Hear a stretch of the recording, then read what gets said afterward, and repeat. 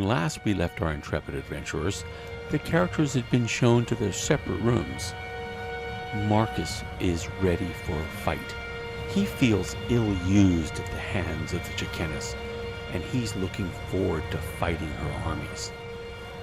Down the hall in her room, Akai is trying to come to grips with what she may be. Maybe she isn't a real person, but a manifestation of the Manthuthian weapon. She worries about what will happen to her if they trigger the weapon. Will she still exist? In his room, Finn pores over his notes and arranges the stories he's written down so far as best as he can. He looks forward to the future. In his room, Seraph sits on the bed troubled. He thought he could control himself when facing the Chicanas, but he fell to her. He fell too quickly. This bothers him, and he wishes to make amends. There's a soft knocking at the door. He opens it to see Robin there. She rushes into his arms and tells him how afraid she is. She has never been outside the Chicanas' court, and she's frightened. She says that she doesn't care if he marries her or not. She just doesn't want to be alone tonight. Seraph says that he feels the same way. He sweeps her up and carries her to his bed. Duncan is in his room with his wife, Tinuelian. They talk and discuss what they can do to get her put back together. Duncan says that she shouldn't worry. He'll find a way to get her returned to her normal self.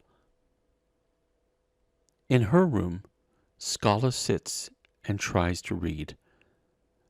But the memory of the loss of Australia, her friend, is still too fresh, and she cannot keep her facade up any longer. She cries herself to sleep. Morgan has finished her prayers and is ready for bed. There's a soft knock, and she goes over to answer it.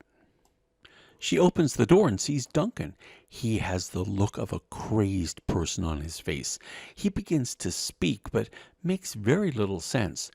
Morgan asks him to come in. Morgan tells him that this really isn't the right time for visiting. She's a married woman and should not be alone in a room with a man not her husband. But Duncan is loud, and he walks around the room, jabbing his finger at her as he makes points when speaking. He tells her that what has happened to his wife has made her a monstrosity, and he demands her help in restoring her to something like normal. Morgan smiles and tells him that she actually has a plan for that. She hands him a sheaf of papers and a small vial. She tells him that inside the vial is one of the tears of Chaldasea. The notes are a letter to her stepdaughter Eon, who lives in Brightwater Province.